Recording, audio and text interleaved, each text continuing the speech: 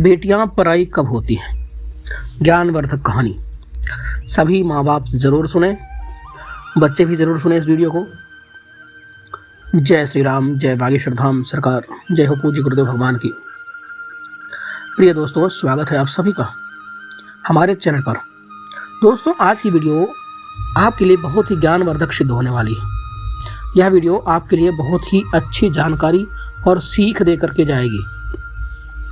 प्रिय मित्रों, आज की इस वीडियो में हम चर्चा करेंगे हमारी बेटियां पराई कब होती हैं, अर्थात ऐसा कौन सा समय आता है जो हमारी बेटियां हमेशा के लिए पराई हो जाती हैं। दोस्तों, आप विचार करते होंगे और यह समझते होंगे कि बेटी का विवाह कर दो और कन्यादान कर दो, बस बेटी पराई हो गई।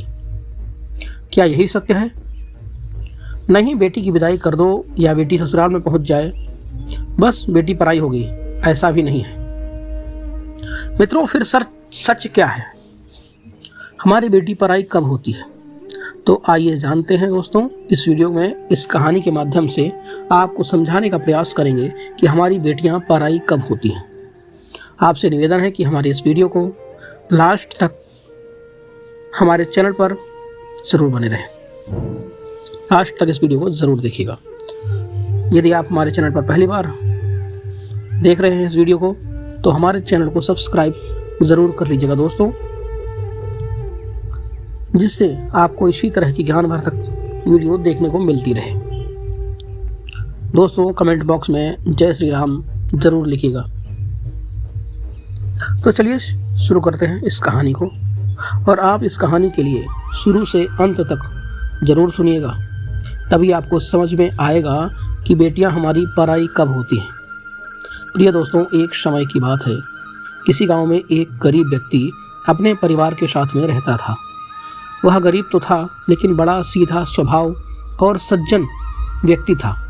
उसकी एक पत्नी भी थी, जो पत्नी बहुत ही सुलक्षणा स्वभाव की थी। उसके अच्छे विचार थे, समझदार थी और हर वक्त अपने पति की आज्ञा का पालन करने वाली थी। दोस्तों, उस गरीब के 3 बच्चे थे, एक लड़की और 2 लड़के। लड़की सबसे बड़ी थी और जो 2 लड़के थे वो छोटे थे। उन दोनों लड़कों में से सबसे छोटा जो लड़का था, उस लड़के की दिमागी हालत बहुत ही खराब थी। उसका दिमाग जो था वह सही तरीके से काम नहीं करता था।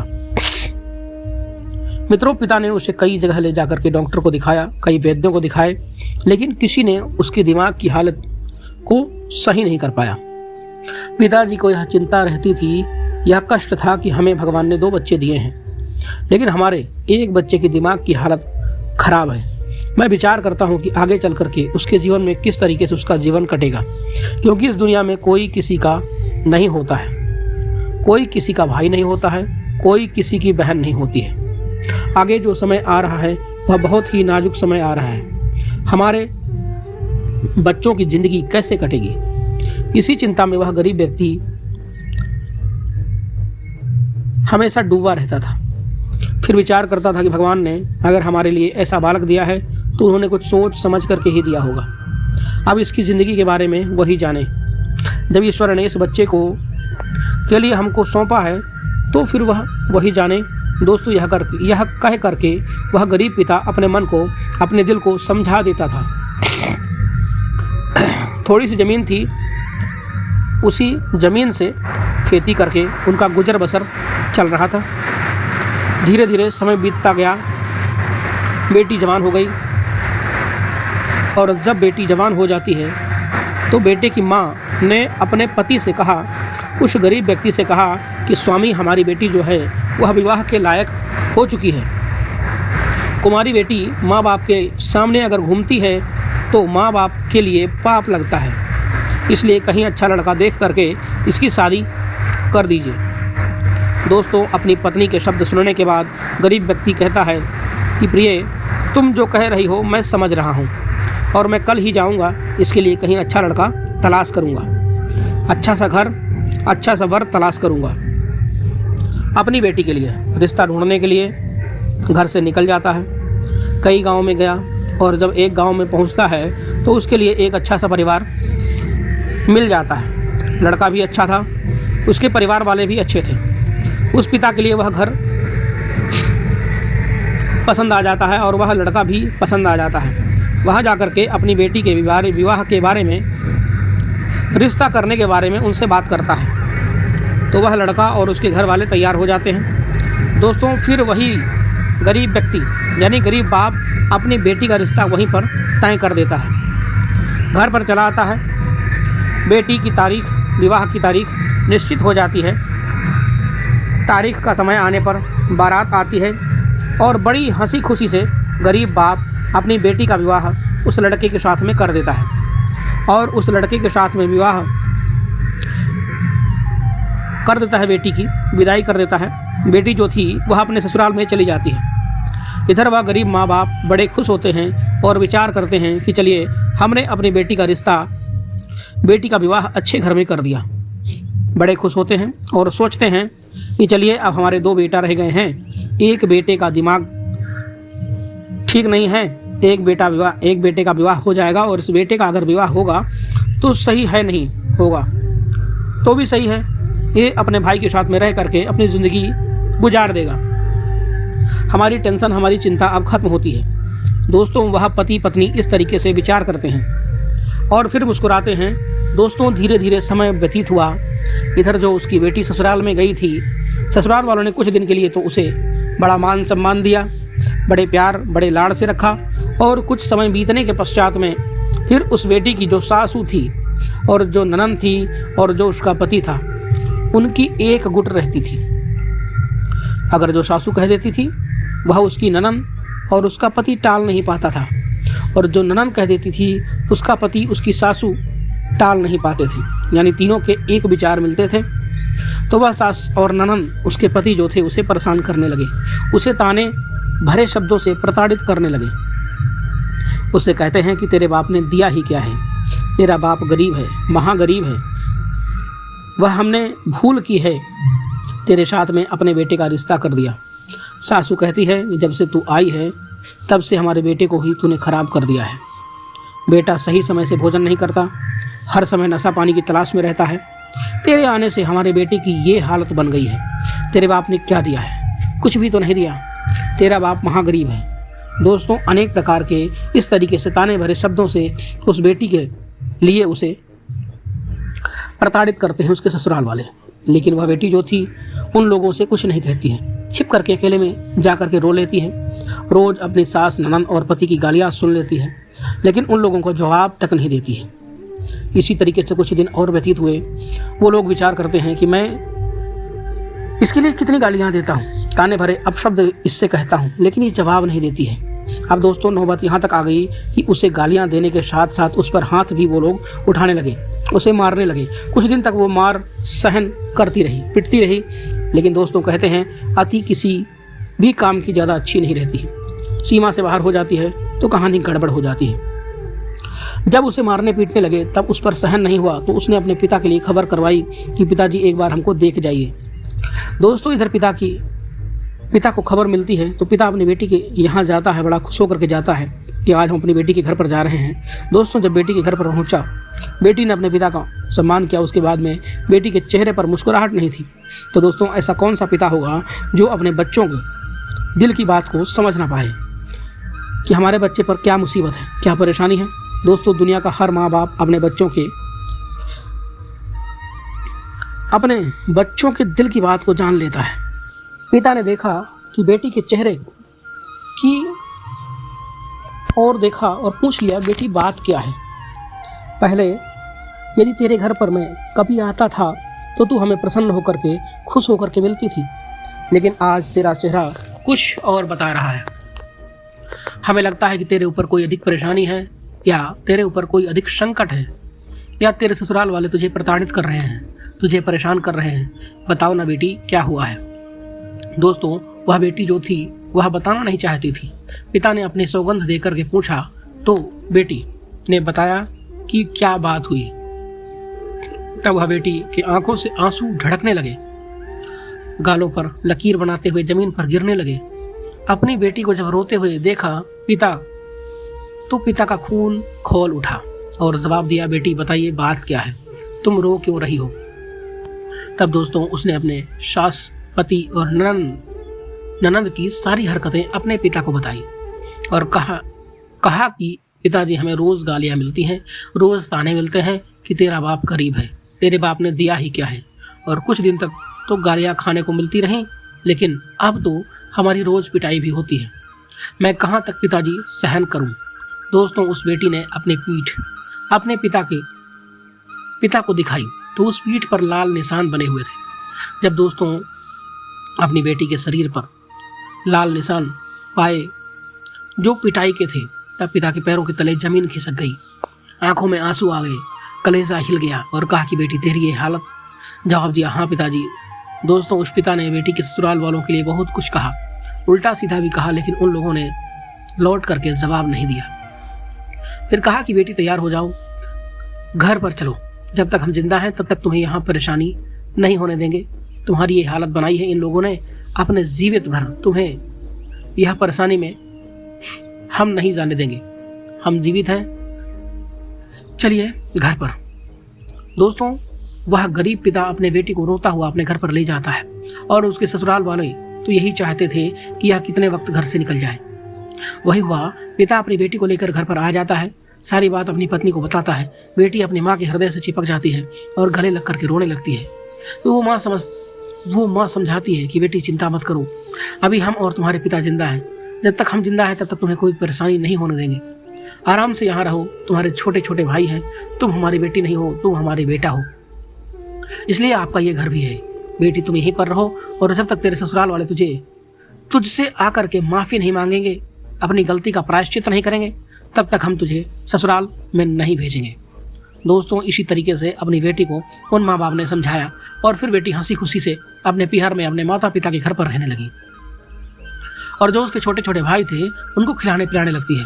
दोस्तों, इसी तरीके से समय व्यतीत हुआ चला गया और जब समय व्यतीत हुआ, उसके भाई जो थे वो जवान हो चुके थे, शादी के लायक हो चुके थे। तो उस बहन ने अपने माता पिता से कहा कि देखिए पिताजी, हमारे भाई जवान हो गए हैं और विवाह के लायक भी हैं, इनकी शादी कर दो। दोस्तों, उस पिता ने कहा, ठीक है बेटी, जैसी तुम्हारी इच्छा। अब दोस्तों, उसके बेटों की शादियां आने लगी, कई शादी करने वाले उसके घर पर आए लड़का देखने के लिए, क्योंकि लड़का सुंदर था। एक पिता की लड़की से दोस्तों वो उसका बाप रिश्ता तय कर देता है और उस लड़की के साथ में अपने बेटे का विवाह तय कर देता है। और जब वह उसकी बहू घर में आती है, यानी पुत्र वधू घर में आती है, तो वह माँ बाप और उसकी बहन बहुत ही खुश हो जाते हैं। बहन कहती है कि देखिए पिताजी, देखिए माताजी, आज हमारे घर में छोटी सी भाभी आ गई है। बड़ा खुश होते हैं पूरे परिवार के लोग। छोटा भाई जो था, उसके दिमाग की हालत तो खराब ही थी, लेकिन थोड़ा बहुत समझता था। उसने अपने भाभी के लिए देखा तो उसके चरण स्पर्श करता है और बड़ा खुश हो जाता है कि आज हमारे घर में हमारी भाभी आई है। दोस्तों, इस तरीके से वह परिवार बहुत ही प्रसन्न हुआ। कुछ दिन तक तो बड़ा हंसी खुशी उस परिवार में रहती है, लेकिन जब कुछ दिन व्यतीत हो जाते हैं तो उस गरीब बाप की जो बेटी थी उस घर में रहती थी, उसकी भाभी यानी छोटी भाभी उससे कुछ कटने लगी। उसे देख करके अपना मुंह, अपना चेहरा खराब करने लगी। धीरे धीरे नौबत ये आ गई, यह उसकी छोटी भाभी उस बेटी के लिए ताने भी मारने लगी, लड़ाई लड़ने लगी। बात बात पर यह कहती थी कि अगर तुम ऐसी ही ना होती तो तुम्हारे ससुराल वाले तुम्हें छोड़ नहीं देते, जो तुम यहाँ अपने पिता के टुकड़ों पर पल रही हो। तुम्हारे ससुराल वाले तुम्हारी इज्जत नहीं करते, उन्होंने तुम्हें छोड़ दिया है और हमसे बात कर रही है। दोस्तों, इस तरीके से उसकी छोटी सी भाभी, अंदाज़ा लगा सकते हैं आप, उसने अपने भाई की गोद में, जिस भाई को उसने अपने हाथ से खिलाया पिलाया हो, पाला हो, उसे उम्मीद थी कि हमारी छोटी भाभी आएगी, लेकिन वह भाभी जब उसे ताने भरे अपशब्द उस बेटी से कहती है तो उसका कलेजा हिलने लगता है। उसके कलेजे में ऐसा लगता है जैसे किसी ने कोई बाण चुभा दिया हो। लेकिन दोस्तों, उसने अपने छोटी भाभी की ताने भरे शब्द अपशब्द अपने पिता से, अपनी माता से नहीं कही, क्योंकि वो जानती थी कि मेरी तो वैसी भी किस्मत की मारी हुई हूँ। हमारे ससुराल वालों ने हमें छोड़ दिया है, अपने माता पिता के घर पर रह रही थी। अगर इस छोटी भाभी की ये बातें अपने पिता को बताऊंगी तो घर में कलह होगा, कलेश होगा, लड़ाई झगड़े होंगे, जो हमारे लिए तो अच्छा है ही नहीं। दोस्तों, इस तरीके से बात बात पर अपनी छोटी भाभी के ताने भरे अपशब्द सुन लेती थी और अकेले में जा करके रो लेती थी। लेकिन उस छोटी सी भाभी की बात अपने माता पिता को नहीं बताती थी। लेकिन दोस्तों, धीरे धीरे समय इसी तरीके से गुजरा। जब कहते हैं कि उसकी गलतियां अपने पिता को ना बताए, एक दिन और माँ बाप ने अपनी बेटी को देखा, चेहरा कुछ उदास बेटी का रहता था, तो उन्होंने पूछ लिया, बेटी बात क्या है, आजकल तुम बहुत उदास रहती हो, तुम्हारे चेहरे की मुस्कुराहट गायब हो गई है। दोस्तों बताना तो नहीं चाह रही थी, फिर भी माता ने जिद किया तो उसने बताया कि इस तरीके से हमारी छोटी भाभी हमें इस तरीके से अपशब्द बोलती है, हमें ताने मारती है और ऐसे अपशब्दों से हमें प्रताड़ित करते हैं। पिताजी, एक तो मैं वैसे भी किस्मत की मारी हुई हूँ, हमारे ससुराल वालों ने हमें छोड़ दिया है, हमारी इज्जत नहीं की। आप हमारे दुख को देख करके हमें यहाँ बुला लाए हैं, लेकिन वही दुख आज भी आपके घर में मौजूद है। वही दुख, वही ताने यहाँ भी मिल रहे हैं। दोस्तों जब अपनी बेटी की ये सारी बातें सुनी तो उन माता पिता ने जाकर अपनी बहू को बहुत डांटा और कहा कि खबरदार, अगर दोबारा हमारी बेटी से ऐसे अपशब्द कहे तो बात अच्छी नहीं रहेगी। तुम्हारा नहीं खाती है जब तक हम जिंदा हैं, और यह तब तक हमारा ही खाएगी, हमारा ही खर्चा करती है। जिस तरीके से हमारे 2 बेटे हैं वैसे ही हमारा ये तीसरा बेटा भी है।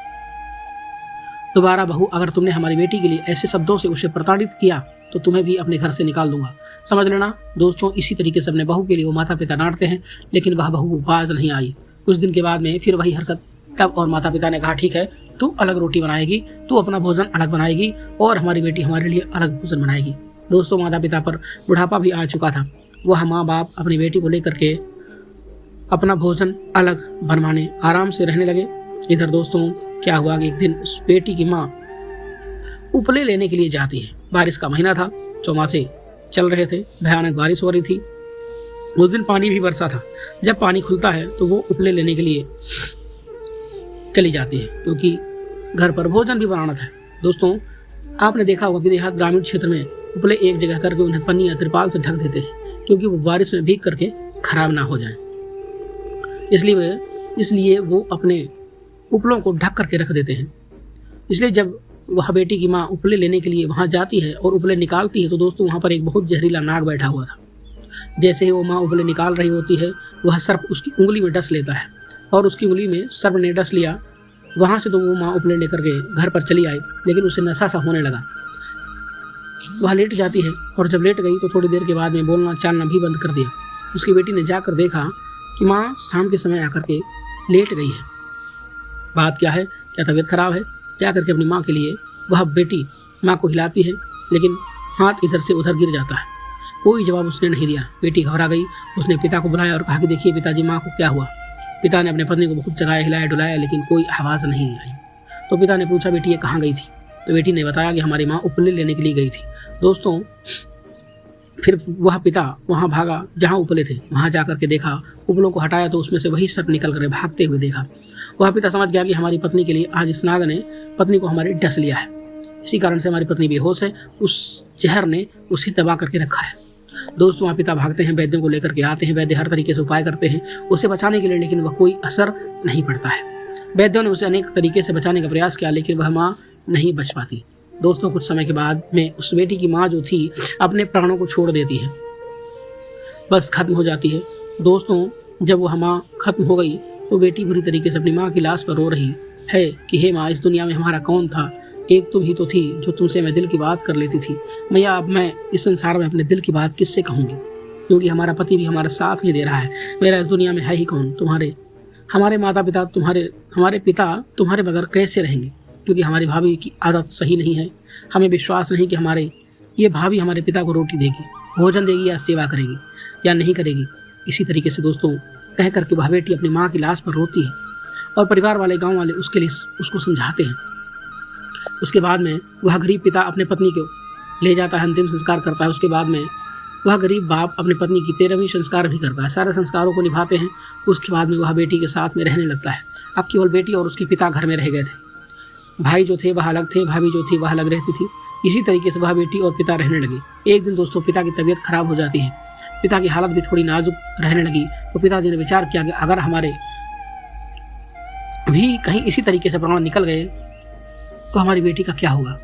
हम अपने जीते जी अपनी बेटी को ससुराल में छोड़ दें और वहीं इसको पहुंचा दें, तभी हम अच्छे तरीके से मर पाएंगे। दोस्तों ये विचार करने के बाद में गरीब पिता अपनी बेटी के ससुराल में जाता है और अपने समधी से जाकर के मिलता है और समधी के चरणों में गरीब पिता गिर जाता है, झोली फैला देता है और कहता है कि देखिए समधी साहब, आप अपनी बहू को बुला लें, क्योंकि पिता अपनी बेटी को अधिक दिन तक नहीं रख सकता। अगर कोई माता पिता अपनी बेटी को अपने घर पर रख लें तो शादी क्यों करेगा, क्योंकि बेटी का घर उसके ससुराल ही होती है। इसलिए समधी साहब, हमारी पत्नी भी इस दुनिया में से चली गई है, हमारी भी तबीयत आजकल सही नहीं रहती है। मेरा भी कोई भरोसा नहीं है। आप जिद ना करें, आपने बहुत जिद की। अब हम आपसे निवेदन करने आए हैं कि आप अपनी बहू के लिए अपनी बहू को बुला लें। आपकी बहू अपने घर आने के लिए, अपने ससुराल आने के लिए तरस रही है, तड़प रही है। दोस्तों, आंखों में जब अपने समधी के आंसू देखे हैं तो वह लड़के का पिता और अपने समधी की हालत को देख करके उस समधी के लिए तरस आ जाता है उसे, और अपने समधी को अपने हृदय से लगा लेता है और कहता है कि समधी साहब, आप चिंता ना करें, अब हमारी बहू, आपकी बेटी हमारे घर में अवश्य आएगी। अपने बेटे को बुलाता है और उसके लिए उसे डांट लगाता है और कहता है कि धिक्कार है तुझे। अरे, पति तो पत्नी का साथ देता है, लेकिन तुझे अपनी पत्नी की याद नहीं आई? तू अपनी माँ की, अपनी बहन के चक्कर में पड़ा हुआ है। अरे, तेरी माँ कुछ दिन बाद इस दुनिया में को छोड़ करके चली जाएगी तो तेरा साथ कौन देगा? तुझे 2 रोटी कौन देगा? तेरी पत्नी ही देगी तेरा साथ मरते दम तक, तेरी पत्नी ही देगी। इसलिए बेटा, पगला काहे रहे हो? अपनी पत्नी के पास में जाकर के उससे क्षमा मांगो और अपनी पत्नी को लेकर के घर पर आ जाओ। हमारी बहू यहाँ आने का इंतजार कर रही है। दोस्तों, अपने पिता की बात उस लड़के के दिमाग में बैठ जाती है। फिर वह पिता अपने ससुर से भी क्षमा मांगता है और उनके साथ वह अपने ससुराल आ जाता है और हंसी खुशी से अपनी पत्नी को लेकर के वहाँ से सीधे अपने घर चला जाता है। दोस्तों, पिता जो था, अब वह पिता बहुत ही खुश हो जाता है।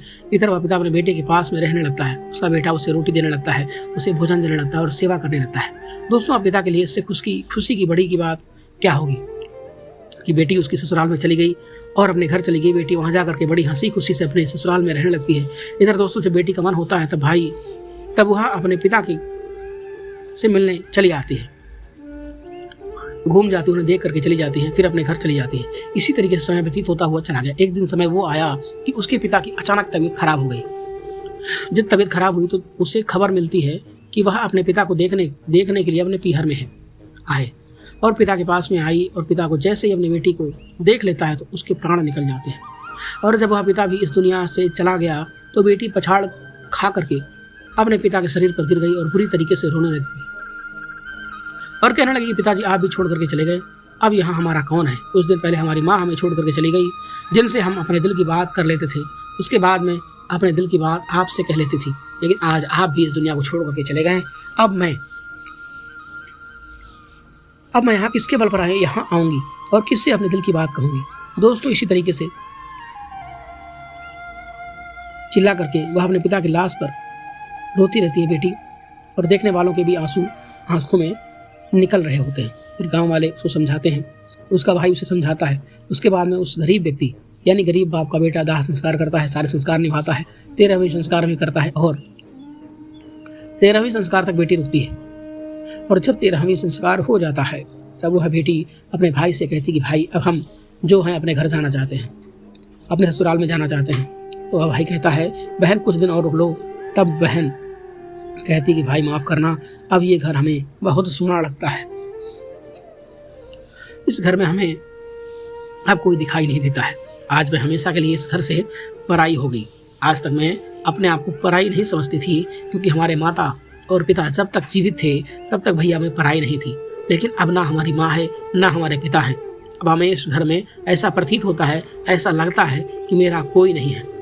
मैं अपने दिल की बात किससे कहूँगी? किसे अपने मन की बात कहूँगी? आई थी तो माँ से अपने दिल की बात कह लेती थी, बाद में पिता से कर लेती थी, लेकिन आज के बाद मैं अपने दिल की बात किससे कहूँगी? मुझे यहाँ कोई दिखाई नहीं देता है। भैया, आज मैं हमेशा के लिए इस घर से पराई हो गई। दोस्तों, आंखों में आंसू आ जाते हैं और वह बहन कहती है कि भाई अपना ध्यान रखना, अपना ख्याल रखना। मेरा छोटा भाई जो है उसकी दिमागी हालत ठीक नहीं है, उसका भी ध्यान रखना, उसे छोड़ मत देना। यही आपसे निवेदन है, यही आपसे रिक्वेस्ट है। भाई मैं तो जा रही हूँ। दोस्तों, इतना कहने के बाद वह बहन वहाँ से अपने घर चली जाती है। दोस्तों, ये कहानी एक गरीब माँ बाप और बेटी की थी। अब तो आप समझ गए होंगे कि बेटियाँ हमारी पराई कब होती हैं। अगर फिर भी समझ में नहीं आया हो तो दोस्तों मैं बताना चाहता हूँ कि बेटियां पराई जब होती हैं जब उनके माता पिता इस दुनिया में नहीं रहते हैं, इस दुनिया को छोड़ करके चले जाते हैं। जब तक उसके माँ बाप इस दुनिया में रहते हैं बेटियां कभी पराई नहीं होती।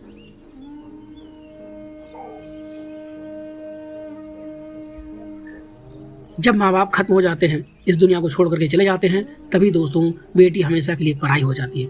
उस दिन बेटी पराई होती है जिस दिन उसके माँ बाप इस दुनिया में नहीं रहते हैं। इस कहानी के माध्यम से मैं आप सभी को समझाने का प्रयास किया हूँ कि बेटियां कब पराई होती हैं। तो दोस्तों, बेटियां जब पराई होती हैं जब उनके माँ बाप इस दुनिया में नहीं रहते हैं।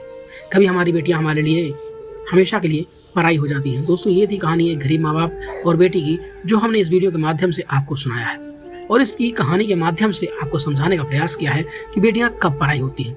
अगर ये कहानी आपको अच्छी लगी हो, पसंद आई हो, तो मित्रों कमेंट बॉक्स में ज़रूर बताना, कमेंट ज़रूर करना। दोस्तों मित्रों, इस वीडियो को शेयर भी करना मत भूलना। और वीडियो में यदि आपने अभी तक हमारे वीडियो को लाइक नहीं किया तो वीडियो को लाइक करके चैनल को सब्सक्राइब कर लीजिएगा, जिससे आपको इसी तरह की ज्ञानवर्धक वीडियो देखने को मिलती रहे। मिलते हैं एक नई वीडियो में एक नई जानकारी के साथ। तब तक के लिए धन्यवाद। हर हर महादेव। श्री शिवाय नमस्तुभ्यम।